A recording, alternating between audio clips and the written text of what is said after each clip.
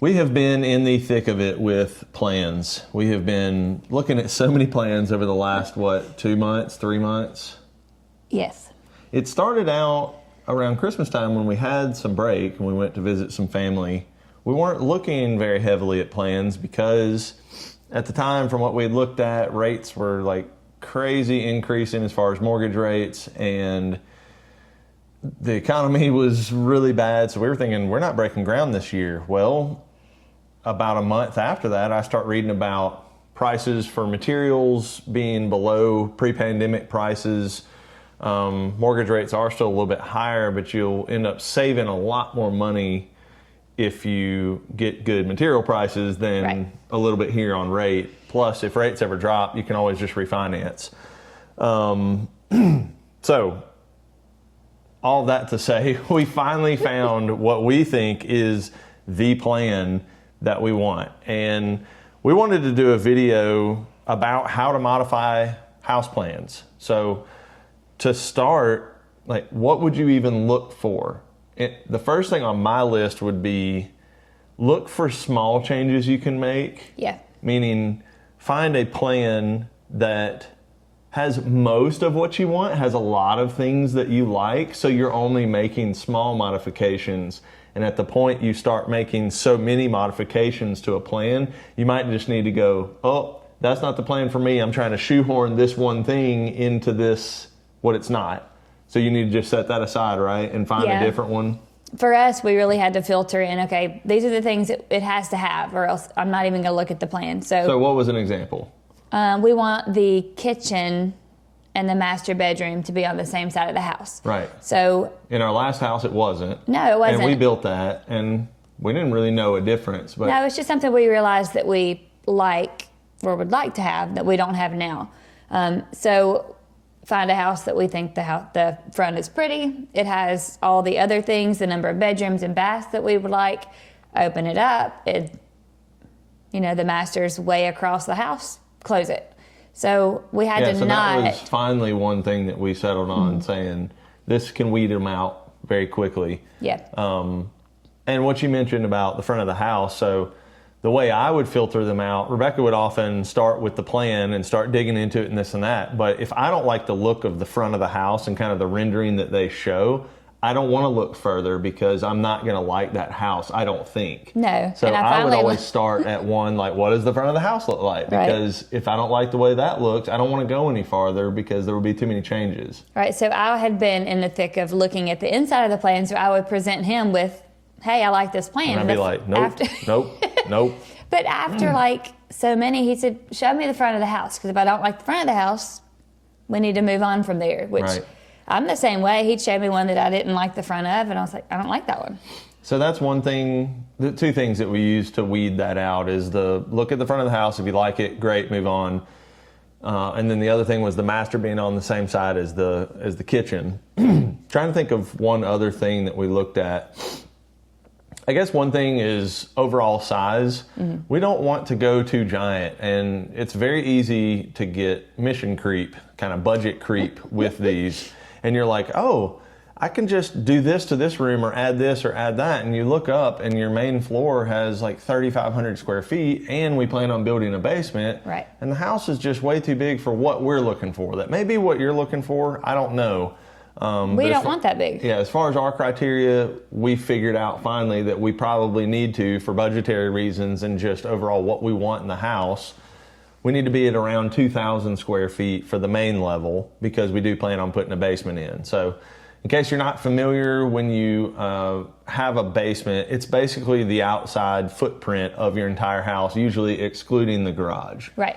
The garage is usually not with a basement underneath it so that you can have a certain thickness of concrete up there.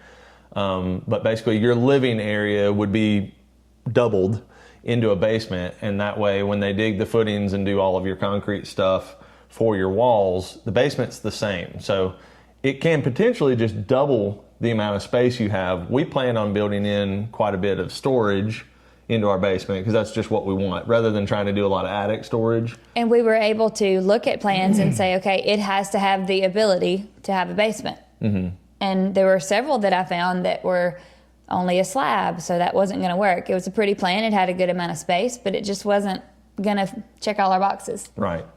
So we wanted to show some simple things. Rebecca's going to be on her computer doing some simple markup with red, so that as we're talking about it, I'll put some of that on the screen and you can see kind of where we would look to start to make modifications. So first, let's just go right to the kitchen. Yep. Do you have it set up? Mm-hmm. Okay, now hit Command, get your left hand always ready at the Command Z, if you would. You're such a shortcut person, I'm not. Well, you don't need to do click, click, click, just boom and back up. All right, I'm ready. Okay, so to start in the kitchen, we like this kitchen. I mean, again, you really need to like a lot about the plan before you start trying to modify it, because if you're doing too many modifications, you're just going to end up spending triple or quadruple probably what the plan even costs. You could almost probably draw it from scratch if you had the know-how, the mindset of doing it. Okay, so to start in the kitchen, we liked a lot about this kitchen. Rebecca wants a double oven in the new kitchen. We had it in the last one. We might do something kind of similar. So right here where the fridge is and it shows the microwave, we'll probably actually keep the microwave kind of low like it is, but move it over so that we have room for a double oven right there. So then over by the stove, Rebecca actually had the idea. In this kitchen, it has this kind of faux cabinet that comes out beside the countertop, and you open it up and go through into the pantry, which is a great idea. It's kind of neat, but then again, we're kind of like, none of those cabinets can be used for anything. Right. You also lose that wall behind there in the pantry, if you'll kind of show. So what we decided to do was, wall up that section, remove those cabinets, and basically extend that countertop across that spot. Mm-hmm. That will help make up for some of the countertop we're going to lose by putting in the double oven. Right. And then now we don't have a pantry door. So just around the corner, literally 4 feet away, there's a wall in the hallway to go toward our master that we can put a door in there, or doorway. I think we might actually do it open is what we're thinking about, like a pass-through type pantry. I like the idea of it being open.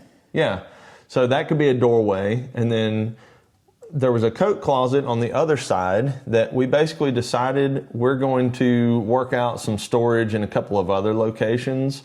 So we're going to be able to just nix that coat closet, turn that into another just open doorway, just an archway, and show the line of the wall. Across. Yeah. We're just going to have a wall come across in our pantry. Oh, that would be the cabinet. Hang on. Right. It's actually going to be right there. Here. I have a wall there in our pantry, so that entire pantry, and show like do like this and do it like a walkthrough, big arrow. No. Yeah, so that we'll basically have a pass-through pantry. And I didn't even think of that idea, but you said you like the idea of it, and I'm good with it. I think we'll get more countertop in the pantry. We can use it kind of like an appliance garage where we could keep air fryer, toaster, and some of that stuff set up in the pantry. Well, I just imagine all the times that you come in with groceries and your hands are full. So opening a door is cumbersome. Yeah, you'll be able to access it from the mudroom. So right when we come in from the garage, you'll be able to access that, as well as from the other side. If you're cooking and you're on this side of the kitchen, you'll be able to come in either side. So I like that idea. We're leaving kind of a room we're going to describe to who, again, these are not final adjustments, obviously. We'll have someone with knowledge will pay for the plans to be officially altered so that there are no doubts about what the builder needs to do. But we're going to leave room. We like having an upright deep freeze for a lot of meat and stuff that we like to buy when it's discounted and keep on hand. And we'll have room for it in the pantry. So I think that'll be real nice. So right there where we drew that wall for the master bedroom, do you want to tell a little bit about what you had envisioned for that? I had a spot at our old house that was just where I could sit and do any work that I needed to that wasn't the kids' homework area or Bruce's desk for editing. So when we make this change for the pantry, we've got the little groove that used to be in the pantry that would be perfect for a little, just almost like a cubby area. Just like a little nook. Just a little nook. And it's big enough for some shelves to be in the back.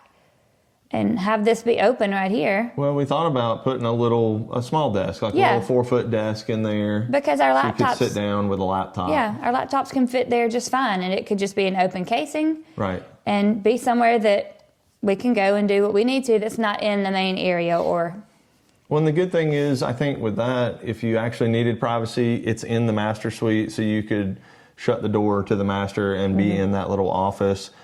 You often go to bed much earlier than I do. I have headphones and stuff, so if I wanted to work in there, I could just have it, to where I'm not disturbing you, but you're a heavy sleeper, so it probably wouldn't bother you anyway. He could have something blaring. It probably wouldn't bother me, but I like the idea of recouping that space, making the pantry more workable, and then also giving me a spot to do what I might need to do. Right.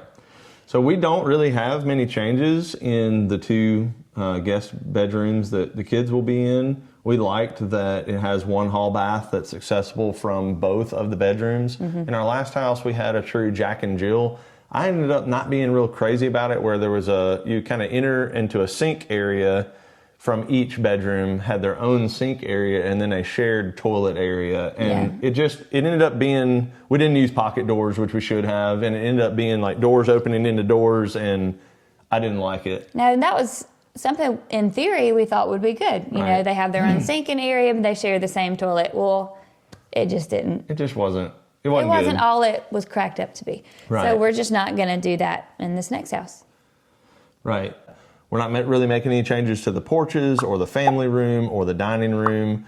So all that's great. And other than that one wall we added in the master bedroom, we're not really making any changes. So that's what I was talking about with a plan that you find that you don't have to make a lot of changes. I know it seemed like we jumped right in there. We were changing this and that and that. We were really only specifying that an oven is going here. Right. And we added 6 feet of countertop, 5 feet of countertop, and walled off a wall. But this was one of the first plans that we've seen that actually didn't have a huge master bathroom. Right. I mean, overly big. It's a good size, and it has a space for both of us to be in there, but it's not It's huge, not like 17 by unused. 20 or something. Like Right. ours in the last house was huge. I mean, obviously we want it to be nice. We want it to be spacious, but we don't want just unused space. Wasted space, right.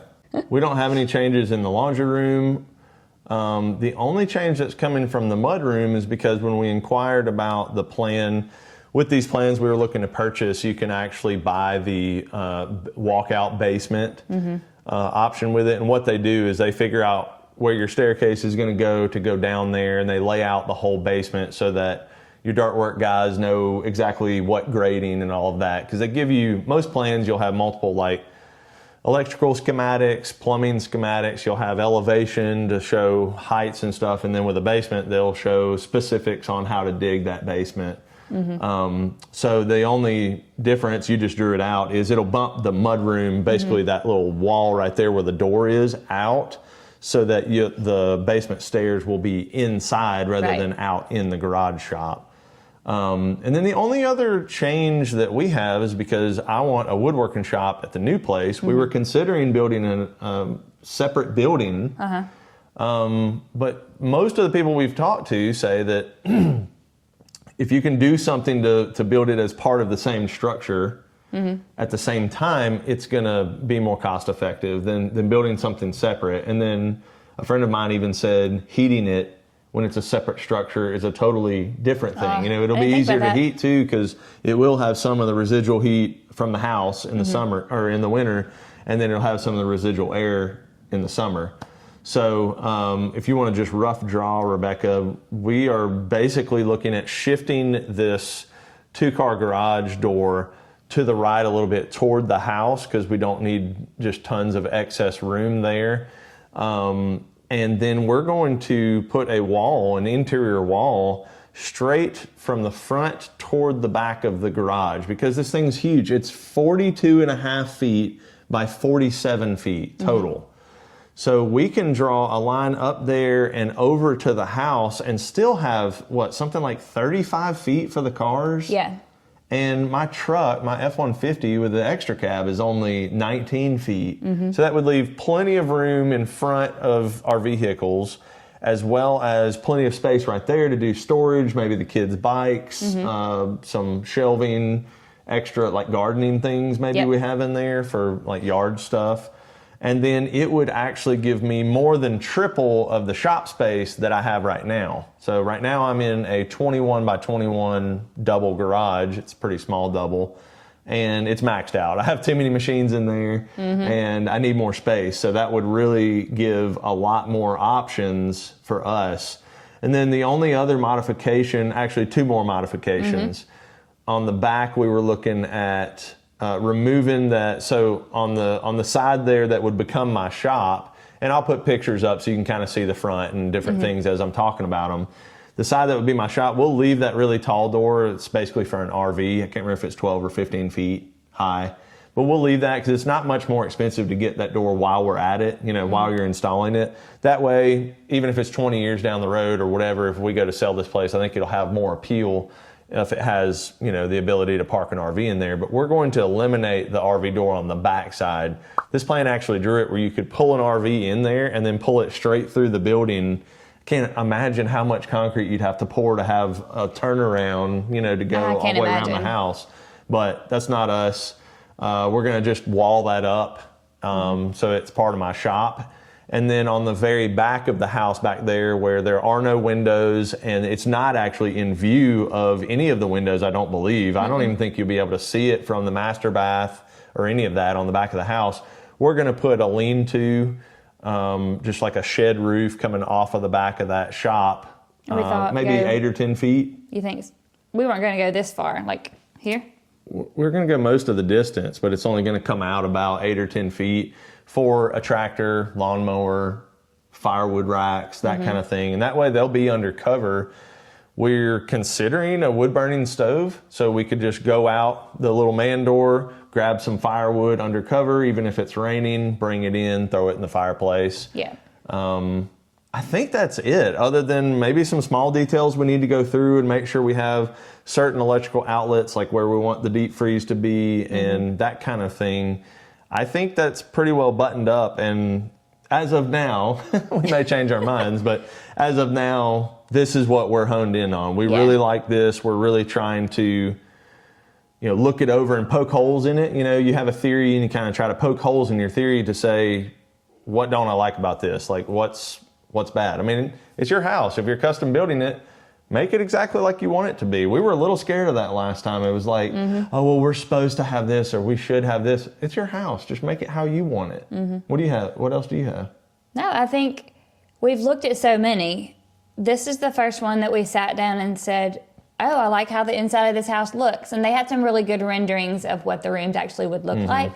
So that helped us a lot to visualize. It didn't hurt that you have wanted a white, like you have said, the next house is going to be white. Yeah. You want a white house. And it didn't hurt that the first renderings were like, they had a really dark color and kind of a gray color. And then the third rendering was white with some wood accents and like a black roof. And you were like, yeah, that's... It's the first, we said barn dominium so far. We haven't really. It's the first plan. It's the first barn dominium that I've actually liked. You know? This is technically a barn dominium plan. Actually, it's not. We later found out that this was made to look like a barn dominium, but the plans are styled just like a regular stick-built house. So that's a little bit about what we plan on modifying on this plan, and why you might want to, and why you might want to look for certain plans that don't need a ton. Just a slight change here, a slight change there. Nothing we're doing is probably structural. There may be a little bit of structural rigidity that needs to be in that wall that's added to the shop. Yeah, because some of it will have storage on it. Well, it's going to be large. But you need to look at what your state requires as far as if you need to have an architect's seal on the actual plans. I know when we were in Mississippi, it did not. We don't have to have that here. It's basically if you're building a commercial property or if it has 3 stories or more, you have to get an actual professional architect to put their seal on it. And once they do that, it's pricey. I don't remember, years ago, an architect friend of mine said, if you can get it done somewhere else and me not have to put my seal on it, he said, I'm like 5 times more expensive, because it cost him a lot to get his schooling and that seal, you know, it's an actual program he has to go through. But anyway, just research that in your state. You may not have to have it. We don't have to have that. You can just use a plan designer, or this is an online plan designer. Most of these places you buy plans from now, you can submit modifications that you want to do. There's a charge for it, but they'll give you a quote on what the charge will be and how quickly they can get that to you, and they'll make the changes and you can go from there. If you'd be interested to see how to actually make the changes to a plan, and I'm not talking about technically, this would not be to hand to your builder. This would be more for visualization, more than just some red lines on the paper.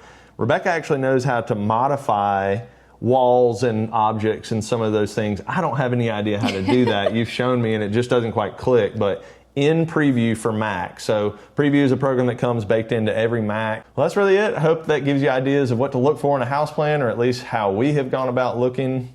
I guess we're done. Bye. See ya.